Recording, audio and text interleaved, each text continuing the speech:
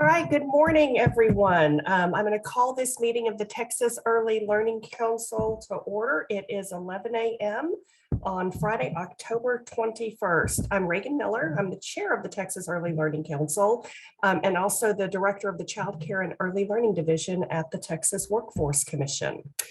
Today, we're producing this meeting as a Zoom webinar, and council members, presenters, and agency staff are participating as panelists, while members of the public are able to participate in a listen-only mode. A reminder, members, please keep your electronic devices on mute when you're not speaking, and Megan will also mute meeting participants if needed. Megan is our Interagency Deputy Director of Early Childhood Support, and she's going to serve as today's meeting facilitator. And as a reminder to all the members, state your name before you speak. The timeline for public comment closed yesterday at 5 p.m. Members of the public are still able to request to provide oral public comment by emailing Megan Schneider, and it's megan.schneider@tea.texas.gov, and she's putting those instructions into the meeting chat. So with that, we will move to our July 2022 minutes.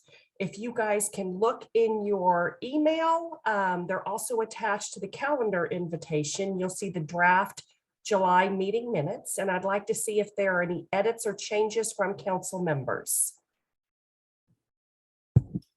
All right, and hearing none, is there a motion to approve the July 2022 meeting minutes? Madam Chair, Alferma Giles, Texas Head Start State Collaboration Office. I move to approve the minutes for the July meeting. Thank you, Alferma. And can we get a second? This is Kathy Abba. I will be happy to second that. Thank you very much, Kathy. With that, we are going to have Megan conduct a roll call vote of the Early Learning Council members and take a vote on the July 2022 meeting minutes. Megan? Great, thanks. I'm Megan Schneider, meeting facilitator. When I call your name, please reply for, against, or abstain. Kathy Abba. For. Sarah Abrahams. Travis Armstrong. Weldon Beard. For. Terry Breeden. For. April Crawford. For. Rochelle Daniel. For. Alferma Giles. For. Melissa Hoisington. Becky Huss-Keeler. Abstain. I wasn't here. Kim Coffrin. Jerletha McDonald. For. Dana McGrath. Reagan Miller. For. Teresa Robledo. Stephanie Rubin. For. Amber Scanlon. For. Kirsten Schwab. For. June Yateman. For. Audrey Young. For. Great. The motion to approve the July 2022 meeting minutes has carried, and we met a quorum during the roll call. Reagan, I'll pass it back to you. Okay, fantastic. So our next agenda item, as you all know, is public comment. Megan is going to facilitate this portion of the meeting. Great. So as a reminder to everyone, earlylearningtexas.org has a section called meetings, and this houses all the meeting information for past and upcoming meetings, as well as the agenda once it's released. Public agendas are posted a minimum of 1 week prior to the meeting date, along with instructions for submitting public comment. All 2022 meeting registration links are posted there as well. We received no registrations prior or during the meeting for oral or written comment, so I will pass it back to you, Reagan. Okay, thank you very much, Megan. So our fourth agenda item is the early childhood data roadmap. As you'll remember, the council agreed to create a work group to advance discussions around an early childhood integrated data system, or ECIDS, and a roadmap for Texas's efforts. So Allison Wilson is going to share an update on the work group's progress. Good morning. So you can go ahead and go to the next slide. Okay, so we have been busy since the last time we met and shared information with you about our ECIDS roadmap work. We have spent the last couple of months engaging with stakeholders and really across the spectrum. We had 8 different focus groups. Each one kind of had their special area of knowledge. So we reached out to advocacy organizations, early childhood education service providers, parents, researchers, and state agency staff, both at the program level as well as more of our IT and data folks. Also conducted a survey across a broad swath of organizations, and we got 65 responses from that. So these were really good discussions to help inform what is going to go into this roadmap. So if you could go to the next slide. So I think that we covered this briefly at the last meeting, but just as a reminder, this is roughly what we're expecting to be included in the eventual roadmap. So some of it will just be to level set folks on exactly what an early childhood integrated data system is. And then it will dive into the Texas landscape and what collaborations and data initiatives, are already in place, and taking a look at what can be done to extend those and further integrate data systems. We'll also be taking a look at lessons learned from other states and recommending some timeline next steps and recommendations that the agencies involved could consider in terms of what the policy questions are that we would want an ECIDS to address. You can go to the next slide. So another development that happened in this space is that the Gates Foundation, Bill and Melinda Gates Foundation, made a donation to support the development of a early childhood data landscape for Texas. So TWC was able to accept this donation, and they actually, the Gates Foundation granted the funds to a company called Third Sector Intelligence, or 3SI. And they are in the process of developing this data landscape. So they're going to be meeting with the various different agencies that have programs that serve young children and collecting information about the data that they collect. And they will be developing a report for us that will include summary of that data. It will identify where there are common identifiers across systems, and really provide us a map of what data we already have. It will also provide a preliminary assessment of gaps in data that would be useful in an ECIDS. So we're looking forward to that. And if you go to the next slide, I think we've got a timeline. Yeah.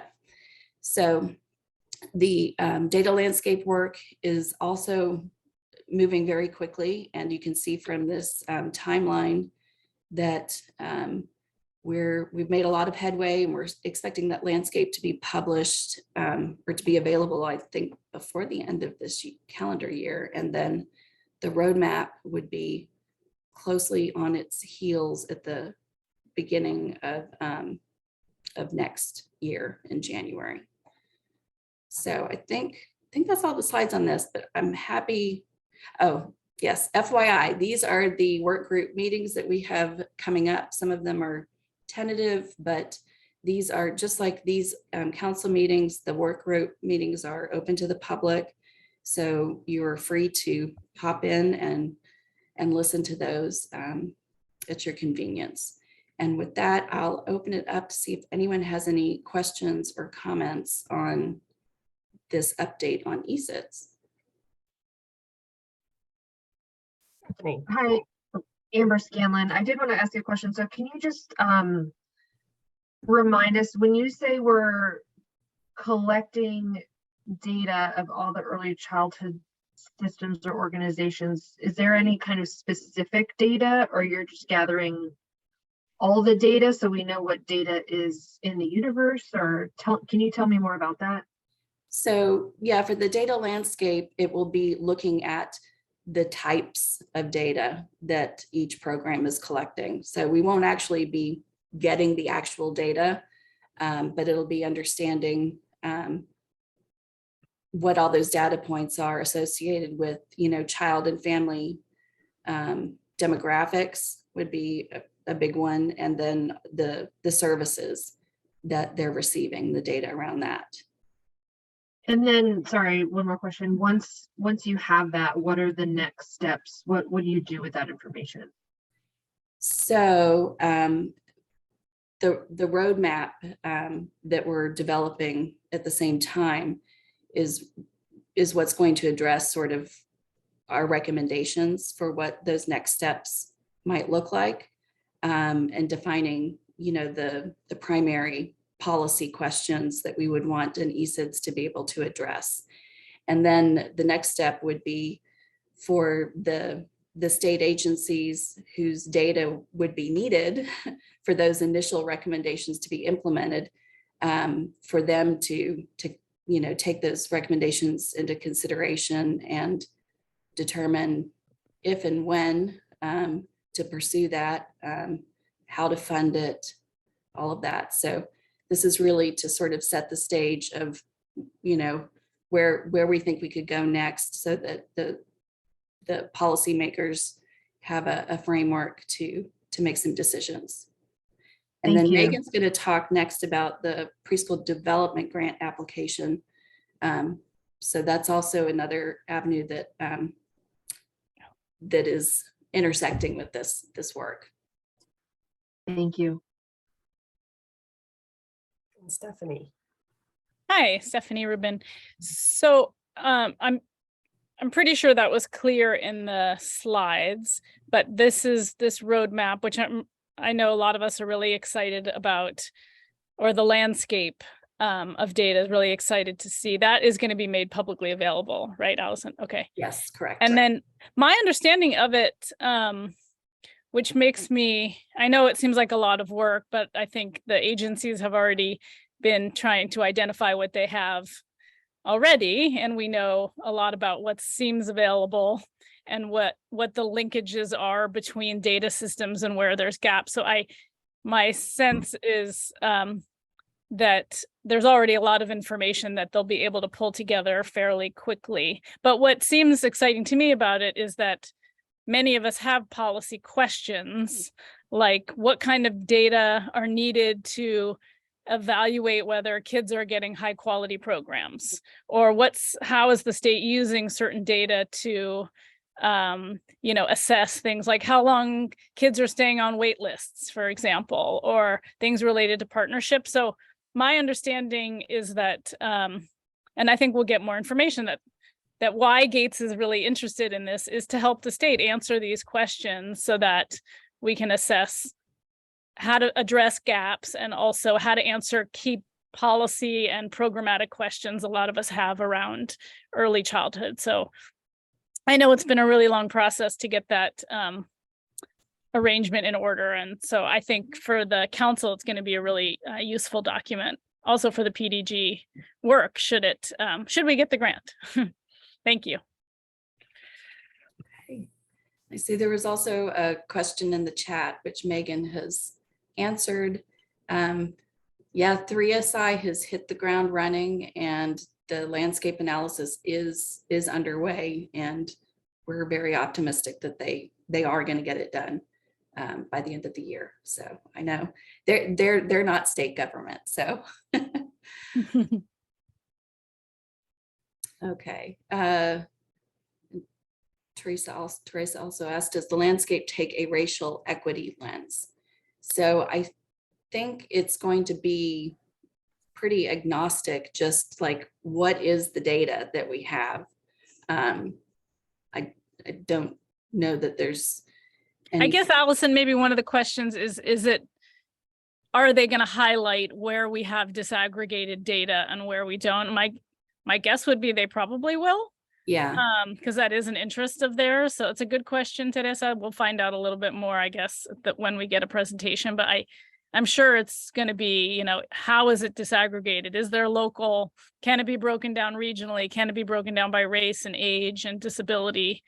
I mean, my hope is that that would be the case. I don't know the answer, but I'm sure that's one of their interests also. Yeah, and Reagan Miller, Stephanie, to your point about answering policy questions, I think that's going to be something that comes out of this work as we look at the results of this. We may find out there are policy questions that can't be answered because we don't have the data that we need. And so that can certainly help inform what might we need to do to change that. You know, what steps need to be taken in order to have the data that you need to answer some of the questions. Are there other questions or comments from council members? Okay, as a reminder, and Allison mentioned this, all of these roadmap work group meetings are posted on the Early Learning Council website. You'll also find meeting materials from past meetings. So all of that is out there if you're interested. All right, our next agenda item is to provide you guys with an update on the state's application for that federal PDG grant. You all know Megan, but joining Megan for this update is Kathy Arwood from TWC. So I'll turn it over to you ladies. Good morning, this is Kathy, and I know that this group is very familiar with the preschool development grant, Birth to 5. We had an initial planning grant in 2019, and then in September we had another opportunity that was posted by the Administration for Children and Families. So there is a renewal grant option. Texas is eligible for up to $16 million per year. So it is a 3-year grant cycle. So overall, that would be about $48 million that we are eligible for. And the closing date for applications is November 7th. So we have a very short timeline to develop the grant. Grant activities are going to be to update that needs assessment that this group put together in 2019. Also update the state plan, the strategic plan. And then we'll be working on developing activities for 3 through 6. So that's maximizing parent and family engagement in the Birth to 5 system, supporting the Birth to 5 workforce and disseminating best practices, supporting program quality improvement, and then we have an opportunity to offer sub-grants to enhance quality and expand access to existing and new programs and/or system enhancements within communities. Megan, you can Awesome. Thank you, Kathy. And I think, I mean, y'all obviously know me, but I'm Megan Schneider. In addition to being the meeting facilitator, I'm the Interagency Director of Early Childhood Support at Texas Education Agency, and work across 4 state agencies. So for those of y'all who joined any of our listening sessions, these slides will look familiar, but for those of you who are new to the conversation, we didn't want to gloss over the level setting of what Preschool Development Grant Birth to 5 is. So it is, of course, funding from the federal government that is focused on early childhood systems building. So things that really help to strengthen the early childhood care and education workforce, enhance quality, expand access, and create a seamless early learning experience from birth through 3rd grade in states. And really taking an eye to the last round of Preschool Development Grant Birth to 5 initial and renewal funding came out prior to COVID-19. So we know that the world has changed a lot since then, to say the least. So asking states to take an eye towards how they've responded to those needs and how they would use this funding to continue to do so. And so within the details of the funding opportunity, the 70 plus pages of all the specifics, there is a list of priorities and approaches that ACF, Administration for Children and Families, is asking states to prioritize or to consider. So this is kind of that laundry list of the different lenses and angles to focus on. So it won't run through all of these, but I will also drop a link to that full PDF if anyone wants to look at the full set of requirements. But thank you to everyone on this call and listening in who might have participated in some of those listening sessions that we had about a month ago. So I'll pass it back to Kathy to give a bit of a high-level overview. Yes, so we had a total of 63 respondents in the listening sessions, and I'll echo Megan's thanks to those of you who participated. As part of our assessment and survey for folks who were on the listening session, we listed those 11 strategic priorities that Megan was just showing. And we had several that rose to the top. So supporting the early childhood workforce rose to the top for all of the listening sessions that we had. And then number 2 was promoting sustainability. And then 3, developing a coordinated system. So coordinated application, eligibility, and enrollment. I also want to mention, though, that we did have some things that rose to the top in certain sessions, but didn't make the overall top 3 there. And that was, specifically from our PM3 Parent Advisory Council meeting, supporting the early childhood workforce actually was their number 1 choice there, but then also promoting an integrated birth to 5 system and the inclusion of children with disabilities. So those were the top 3 for them. In other sessions, there were 2 that rose to the top. So the building infant toddler capacity and providing services for underserved children. So we want to point out those that were most important across the state that helped us make decisions on which projects we might be able to implement. I'll pass it over to Megan. Awesome. So our last slide is, as Kathy mentioned up front, this application is due November 7th. So that is very soon. So we are still in draft form and pulling together exactly what all of those details are going to be that make it into the grant. And once it is submitted, we will be excited to come back to this group and share more details of what that final plan looks like. But we did want to give a preview. So this is the set of goals from the 2019 initial preschool development grant Birth to 5 are those dark blue boxes across the top. So that's not news. This is what this group is working towards. And every time that we have a strategic agenda update agenda item in this group, it's checking in on the progress of these different goals. And so the Texas grant is structured around those goals. That is our statewide strategic plan as it stands now. Of course, one of the pieces of every state's work is going to be updating their strategic plan along with their needs assessment. So the bottom half of this slide are the different buckets or initiatives of work that are in the draft proposed plan. And of course, as with everything in the early childhood system, it doesn't all fit neatly. It's not all a one-for-one. For one goal, one initiative. So this is our attempt to show how those different initiatives that we're proposing would fit across those different goals. So while we aren't able to share the details of exactly what all will be in there because it's still a work in progress, I wanted to give a flavor for the sort of work that will likely show up in these different buckets. So that first one there, connecting families to services, which of course cuts across so many different goals there, could include things like expanding the state's Early Childhood Texas website that we launched back in March.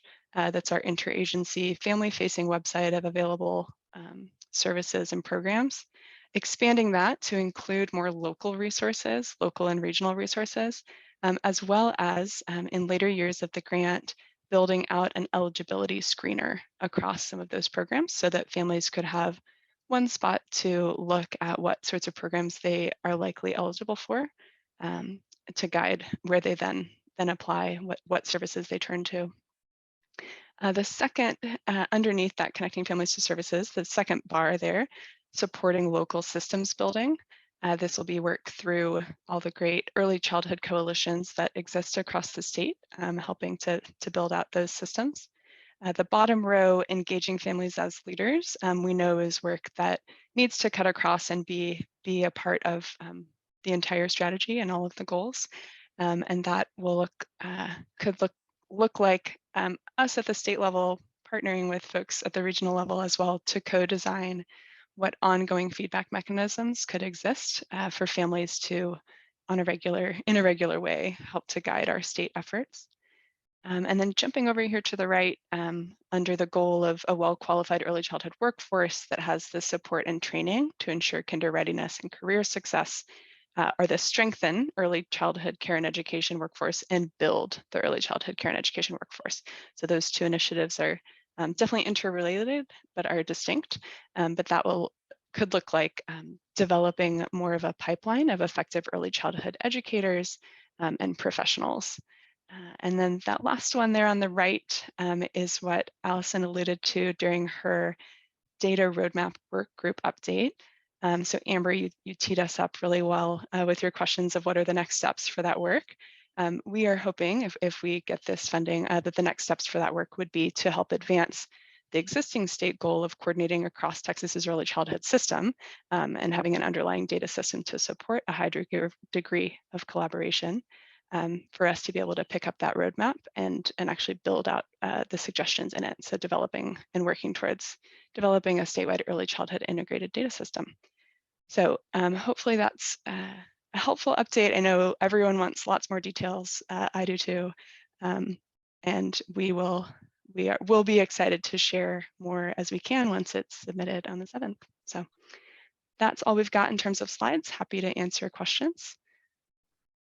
And I see Becky's hand. Yes. My question is, I'm on the workforce work group, and from the from Texas Children at Risk. But anyway, I'm wondering if any of that, the things that we're talking about in that group, Cody Somerville and his group, would help with any of this. I don't know, is there any connection between that work group and what we're doing here? Because we just met just recently, and there are a lot of things that we were talking about that could help in here. Thanks. And Becky, it's Reagan Miller. Can you tell me again, is this the Children at Risk? Yes, the Children at Risk. We have a workforce work group. And we talk about these types of issues having to do with early care and education workforce. And it's part of the Pritzker, it used to be part of the Pritzker Foundation or whatever, prenatal to age 3. But Cody Somerville's been facilitating it. And so that, and some of the things that come out of that might be also helpful, because they were talking about, you know, what we're putting forward for the legislative session and stuff like that. I know that's a separate issue, but you might want to hook into that group too, as you are, and check with Cody to get information that might help you with that workforce piece. Yeah. So Becky, thanks for that input. So Cody Somerville with Texas AEYC, for those of you who don't know him, is who Becky's referring to. And Becky, he is also a member of our House Bill 619 work group that is looking at recommendations to make to the Texas Workforce Commission on the early childhood workforce. So we're fortunate because we have been attending all of those House Bill 619 work group meetings where I think a lot of the same issues are being discussed. So we have been thinking about all of those types of inputs that we've been hearing, not only from these specific stakeholder meetings, but from these other work group meetings. The one thing I want to remind everyone, this is a $16 million a year grant. And so the initiatives that you can afford to fund with $16 million, I mean, you have to think carefully about how you use what is a relatively small amount of money when you're trying to impact, workforce systems overall. But that's a great input, because you're right, there are several groups that have been meeting and talking about similar issues. Yes, just so that you tap into it. Thank you. Yes. Other questions or comments for Megan or Kathy or any of the other agencies? All right.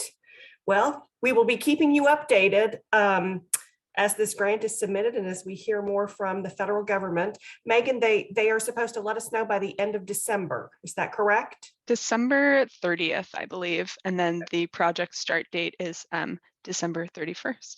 So a very quick turnaround. So we will have news before the end of this year. All right. Thank you, Megan and Kathy. Okay, so we're going to turn to another one of our standing agenda items. That's a federal stimulus update, and TWC has some updates. So Allison Wilson is going to give you an overview. Okay, so we just had our 9th tranche of stimulus funded initiatives approved a couple weeks ago. So it's going to walk you through what was approved. So the first one there, prospective payments for childcare providers. This corresponds to the recent rule changes that were approved in August. We will be next fall moving to paying providers prospectively rather than reimbursing them for services after the services are rendered. So this will get our subsidy program more in line with private pay practices, and we hope that will also be, a stabilizing influence on the industry. So there is a cost associated with making that switch over. So we are going to use approximately 50 million in stimulus funds to make that transition. And again, that won't be until late next year. There was also an increase to our childcare industry expansion initiative. Basically, we're doubling the size of this. The commission had previously approved 75 million, and they've now added an additional 75 million. The capacity building awards that we're issuing to brand new providers, as well as providers that are expanding the number of children they serve, that initiative is going like gangbusters, and we got a lot more interest in it than we had originally thought we would have. So happy to see that is going well, and we're able to put more money towards it. Then the third item there is some funding to Children's Learning Institute to make some enhancements to the Engage platform, as well as TechPeds. And this is a number of different improvements that they'll be making, updating the career, the early childhood educator career pathways tool that hasn't had any attention in almost 10 years, or I think it is 10 years. So they'll be updating that, also adding and Engage some additional supports for our Texas Rising Star mentors to help them with continuous quality improvement plans with childcare programs. We're also going to fund a TechPeds usability study. We've heard a lot of feedback that there could be some improvements in terms of navigation and usability of that site. So we are going to take a look at having a third party do a study for us on that. And then we also approved some modifications to the 2022 childcare relief funds. There had been some missing data with how we calculated the childcare deserts, and those providers that are located in deserts did receive additional funding. So we were able to correct that data and determine that some additional providers should have received that plus up, and so they will be getting that. Also, we are taking into account providers who have become Texas Rising Star certified since we first initiated this project, so that they also can get that bump up in the amount of funds they'll get. And then lastly, the commission authorized an additional payment of the relief funds to our providers that participate in childcare services in the subsidy program. And that is a typo there. It's not 500,000, it's actually 500 million. So, but this will, you know, right now those relief fund payments are going out in quarterly installments. So and there were 4 quarterly installments. So for our subsidy providers, they will get a 5th payment next summer.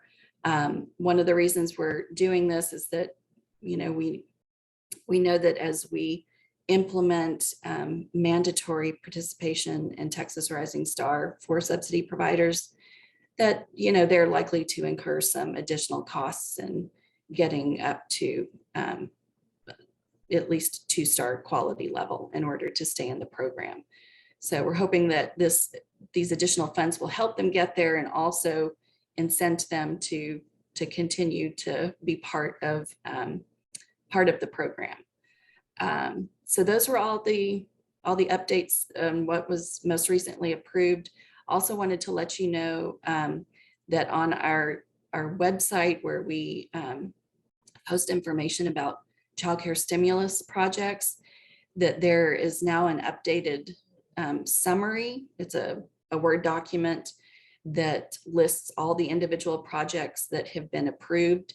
And we have expanded that document to now include additional details to describe each initiative, so that you've got more than just the title of the initiative. You can actually see a description of what that means, and where initiatives have resulted in grants or contracts to other entities. We've also included information about who is awarded those funds. So hopefully that will be of use to folks.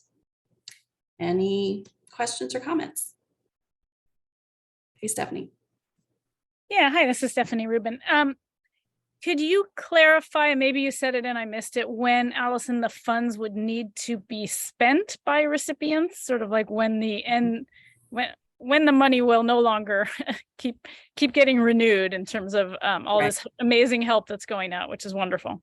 So I should have mentioned the relief funds specifically to providers. We did also extend the time frame that they will now have through November of 2023 to expend those funds. So that's specific to that.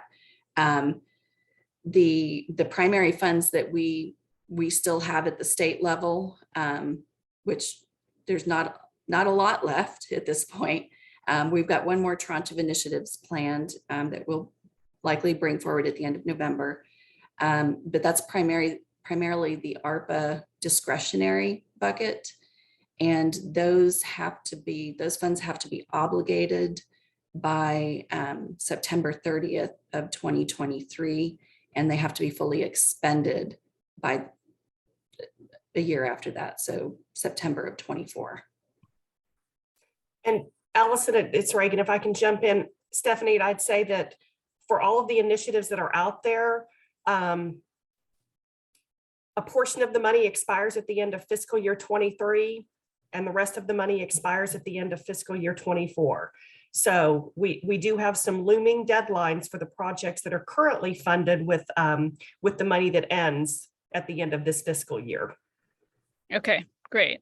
And that's helpful to know too, because obviously we're going into legislative session when, it might look to some legislators like, oh, there's all this money going to childcare, and that may be all that's necessary. But of course, it's really important for the childcare community and everybody who's relying on the childcare community to have a business, run their children, to kind of make it clear that this federal money will run out. We don't expect this kind of funding to continue to be forthcoming, and that, there's a role for the state to continue to jump in and help sustain, this great support that's been happening. So thank you for that. And Reagan, can I ask you a question for any of the funding that's gone out or over the next year? Do you all have some plans to share some information about the impact of it, or how you're thinking about communicating the impact of it? We're actually in the final stages. We are hiring an external evaluator to look at several of the initiatives. So for our pre-K expansion, our shared services alliances, Apprenticeship and the relief funds. all of those are going to have an external evaluator looking at those projects, because we do hope to be able to explain in some additional detail the impact those had. And when do you think that would be available? We're in the process now of signing a contract. We did a procurement, and I don't think that contract is inked yet, but as soon as we get that entity on board, we'll be able to announce who it is and then get a timeline for all of the work to be completed. Thank you. And Julitha. Hey, hello everyone, Julitha McDonald, ADFW Childcare. So Allison, I know I heard this right, but I just want to make sure I heard this because I'm so excited for the childcare providers here in Texas. So for the prospective payments for childcare services providers, so providers who receive childcare scholarships, they will be paid beforehand rather than like a week after rather than later. So they would be paid before services are rendered. Yep. And reimbursements. And we're looking at, it would be like a 2-week payment period. So.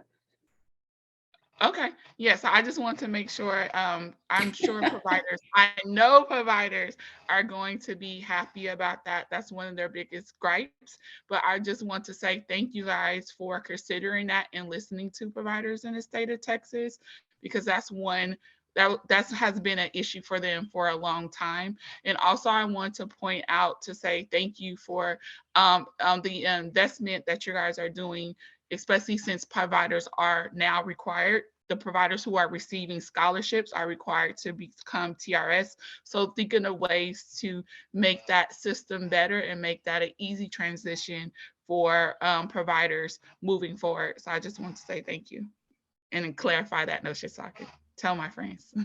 Thank you, Julitha. All right, any other questions or comments? And Julitha, I want to build on what Allison talked about, that fifth payment for childcare providers where it should say 500 million. You know, we know Texas Rising Star has a cost impact on providers. That's one of the reasons we said, look, let's make a fifth payment. The other thing I want people to keep in mind is that 20% enhanced payment ended at the end of fiscal year 22. And so this additional fifth payment, again, is pushing some additional resources to the CCS providers because they are going to have to scale back down to the regular reimbursement rates. And as a reminder, we did increase our base reimbursement rates to the 75th percentile effective fiscal year 23. So all of those providers that are not yet Texas Rising Star, but need to become Texas Rising Star, will be at the 75th percentile. So again, some additional CCS income to help them with these new parameters that we're all going to come into compliance with. Yes, it's very exciting. And I do have one more question. When will the fifth payment be processed? When can providers expect to receive the fifth payment? So I think it's, Allison, you can jump in. It's going to be dependent upon when they applied and when their quarterly payments have been issued. Okay. I think we're targeting early summer. Okay. Yeah. And one more clarifying question. Is that fifth payment only for providers who take scholarship? Yes. Okay, cool. Thank you. Keep in mind that they need to be a CCS provider at the time that we make the fifth payment. So okay, we're going to be looking at people that are continuing to engage in the program for that fifth payment. And they will need to have actually had a scholarship child in care within like the last 18 months. Okay, that's good to know. So it's really geared towards retaining those those subsidy providers that are in our system. Okay. Thank you so much. I appreciate that. Thank you. All right, any other questions or comments on federal stimulus? Okay, then we are going to go to our next agenda item, which is our legislative update. We've got a couple of updates for you. First, we're going to hear from Brooke King on the Department of Family and Protective Services funding amounts for PEI in the agency's legislative appropriations request. Brooke. Thank you so much, Reagan. Can you guys hear me okay? All right, perfect. Well, again, my name is Brooke King. I'm the Director of Policy and Prevention Strategy within PEI. I have a slight cold, so I apologize in advance for any muting and coughing that I may do.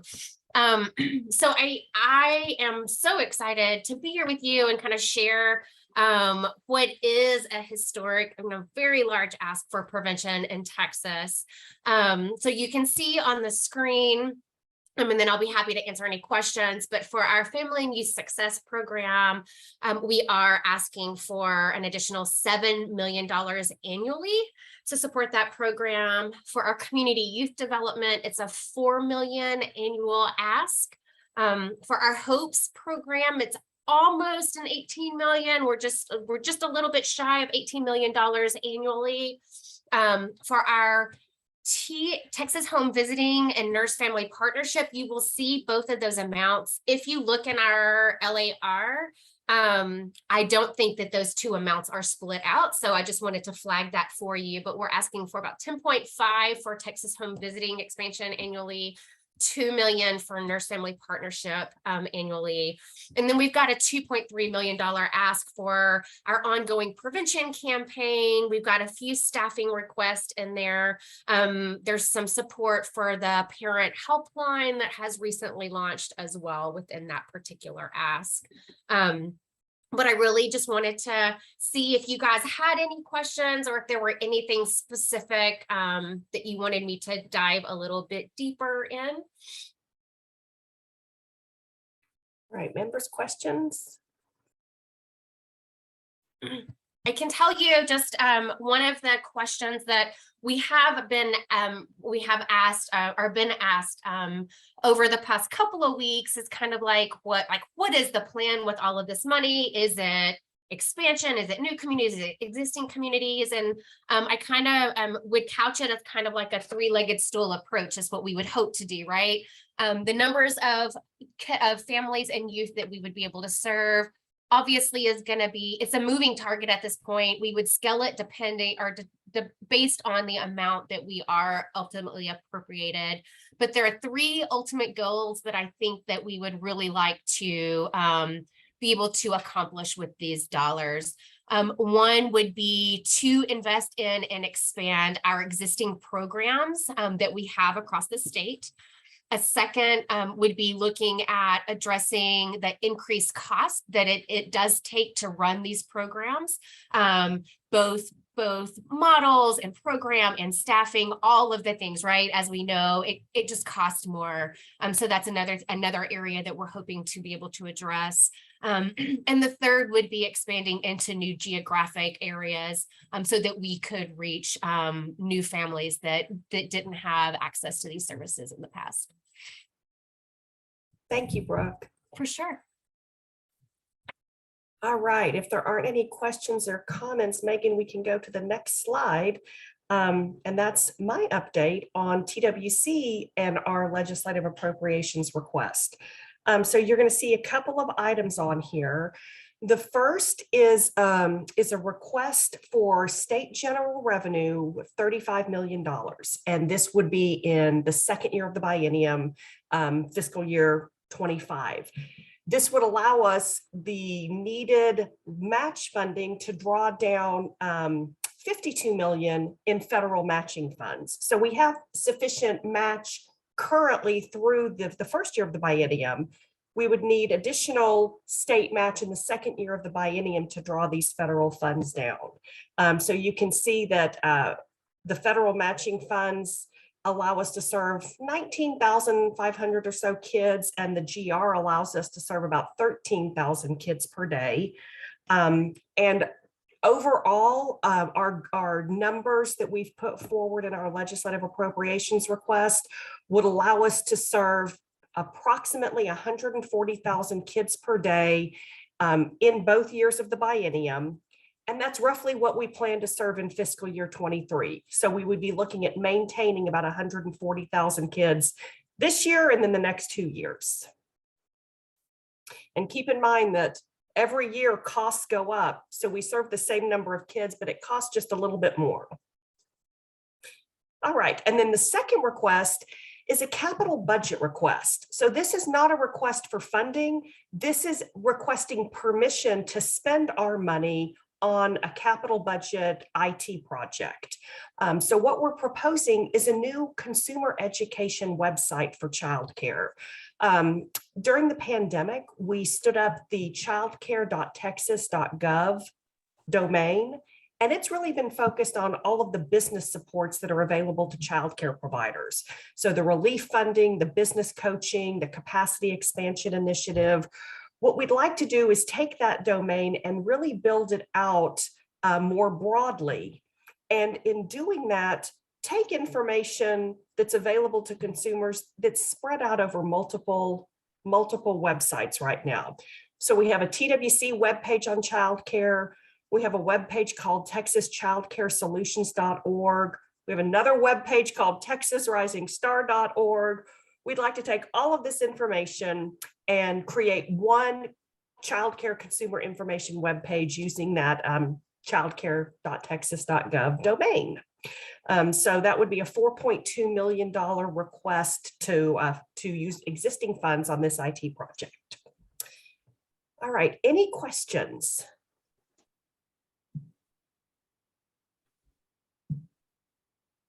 Stephanie. This is not a question, but I just appreciate both the DFPS and TWC asks, and I'm just gonna put in the chat. We did an analysis of some of the LAR budget asks that include a couple of things you both have mentioned. So I'm just gonna put it in the chat, and I just wanted to explain what it was. But those. Sorry, that's my dog. But thank you for those. Those are really, really exciting. Some new requests that are wonderful. Thanks very much. And thanks for sharing that information with everyone. All right. Okay, so that concludes legislative updates. We're going to now go to updates from council members. And Megan, we were going to have Kim Coffrin giving an update, but I'm not sure if she was able to make it to the meeting. Yeah, so she's going to update about some events. So we've got another minute and she will be on for the second half. So if we make it past noon, she might be here. All right. So we'll hold off on that. Let me ask council members, are there any other updates that you'd like to provide? And Kirsten, I see your hand up. Yes, sorry, I didn't get my hand up sooner. I was actually going to ask a question about that website.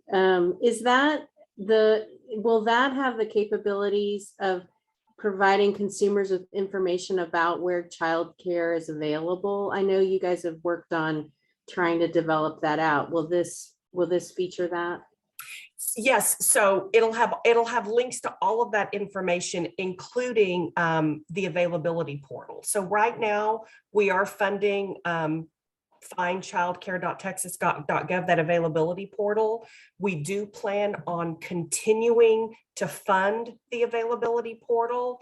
And so yes, any consumer website would include information on how to link to that.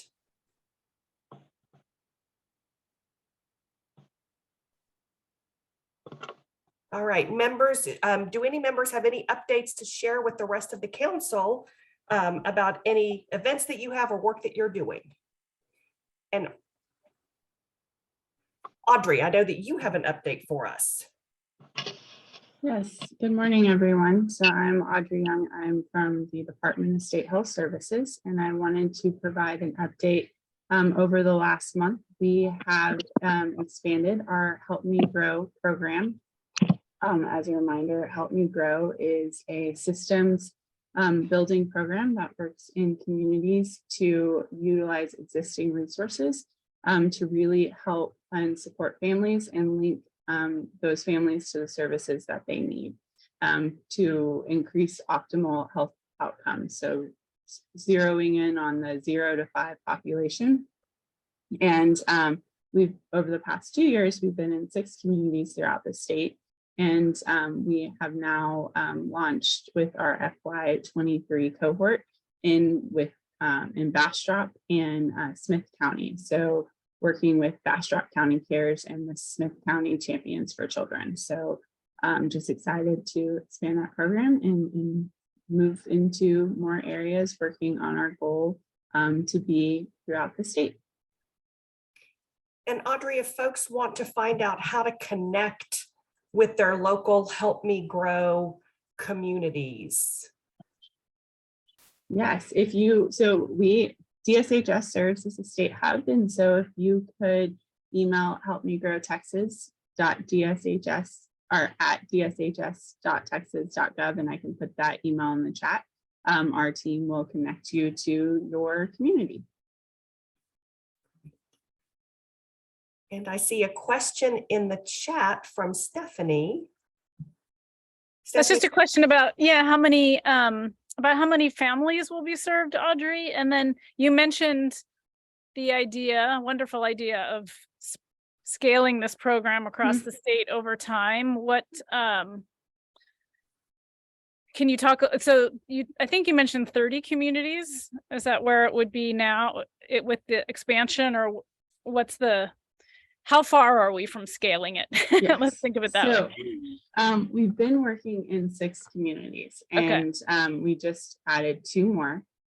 Where it gets a little confusing is community isn't necessarily defined by county. So we have certain Help Me Grow affiliates that are just serving 1 county, and then we have others that are serving 20 counties in the DFW area, but it's still one organization that is working in those 20 counties. Okay.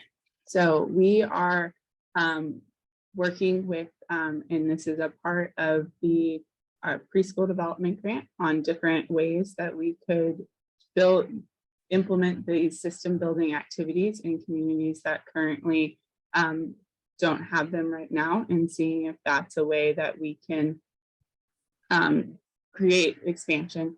We also have to keep in mind of the just resources that we have at the state. We're 2 FTEs basically on this program. So when we're working on that and making sure that we have the state capacity as well, and that the communities are ready for that expansion and to implement this model, because it is focused on systems building and looking at what those existing resources are and how can we support those and for that early identification.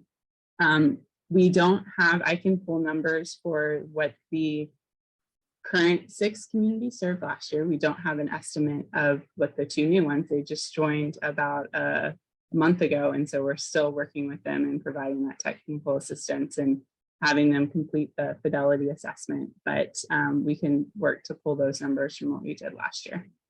And then Audrey, can you clarify, this is Stephanie, if the funding for this is currently all federal in some states, some local? What's the proportion there? Yeah, so our community, we currently started out with 0 funding for this program. How it was brought to Texas is Help Me Grow North Texas, which is facilitated by MHMR of North Texas. Found this model and really it was a great fit for the work that they were doing to organize that work and provide direction and build upon the different components that they had. Then in 2019, we were approached by the Help Me Grow National, the national organization, they were willing to support 6 communities in Texas for a year free of charge. So to provide their technical assistance and provide expertise and really work with those communities as they start building to implement this program. And so our interagency work group at the time determined it was too good of an opportunity to turn down. And we that's when DSHS became the state hub, and then identified who those 6 communities would be for the original cohort, and worked through FY21 and FY22 to implement this program. And then we've been able to divert some resources to then expand internally to support 2 more communities now, and that's what we've just launched. We are looking to be able and to see if we can allocate Title V funding. So that is a mix between federal, it's a federal block grant, but there is a state match associated with it to our current 6 communities, but that is not set in stone at this time. Okay, thank you. All right, any other questions or comments?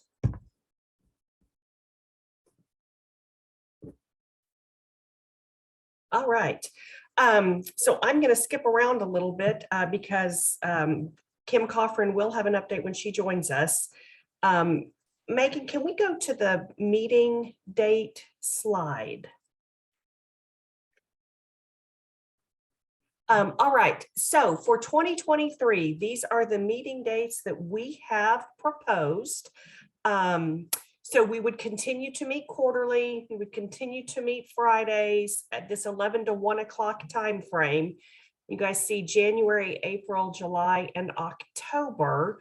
So I want to see if you guys have comments about these proposed dates. I know that last year we had to tweak a few of them because we already knew there were some conflicts. So you guys take a look at those, and if you know of something already that may cause a problem, please let us know. Reagan, what are you thinking about the possibility of any in-person, or are we going to stick to virtual? I'm glad you mentioned that. So one of the things we wanted to talk about with these meeting dates, if they all look good, we've been doing virtual for a long time. We are going to see if through the PDG grant, we can use some of that funding to support in-person meetings in Austin. Not only do we have to get the grant to be able to do this, but there are some state legislative requirements that we would have to put in place, because state agencies are only allowed to pay for advisory council travel if they have explicit authority to do that. So if the grant is funded, then we will need to see if we can add into our request the ability to fund this Texas Early Learning Council and the travel associated with it. So we are hoping that next year we can move to some paid in-person meetings funded with the PDG grant. If we do get funded, we may have to shift some of these dates, because one of the roles of the council was really helping plan the strategic plan, and updating the strategic plan would be an element within the new PDG. So we may have to make some adjustments to what we've planned based on strategic planning, timelines, and actions associated with that. Other questions or comments on these proposed dates? All right, you guys pencil these in.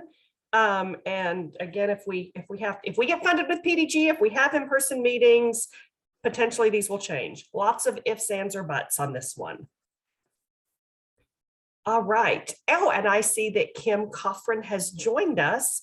So we are going to ask Kim, as we're talking about future dates, to talk about some of the events that Children at Risk has planned. Kim, over to you.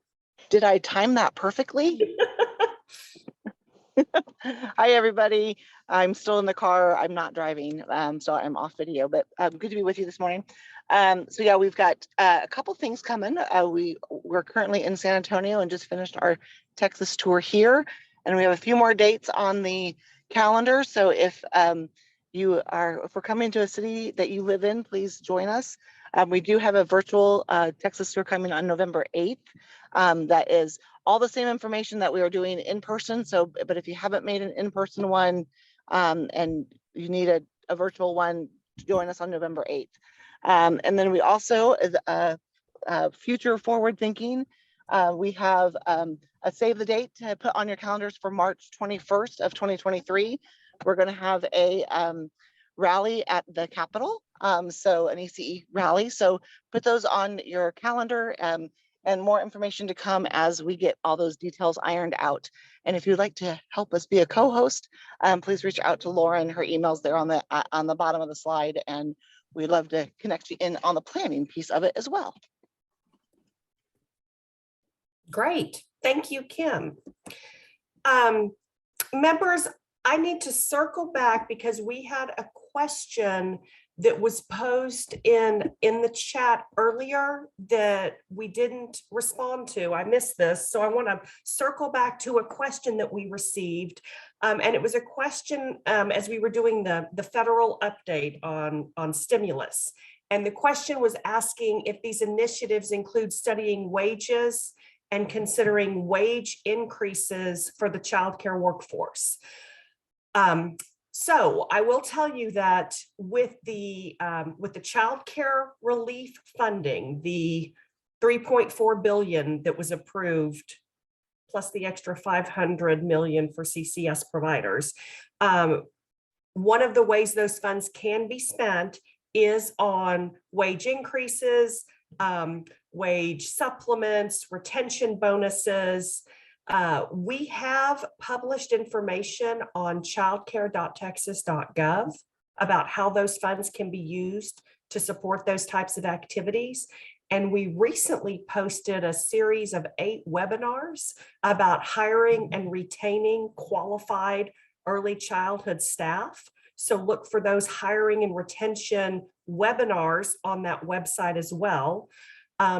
Through the evaluation of the child care relief funding that we're contracting with an external entity to do, they will be looking at wage increase information on the use of funds for that activity and hopefully determining potential impacts. So we do have a plan to look at this, particularly in light of the billions of dollars that went out in relief funding. All right. So members, we have reached the end of our agenda. I want to open it up and see if any member has any questions or comments or closing thoughts before we conclude our meeting.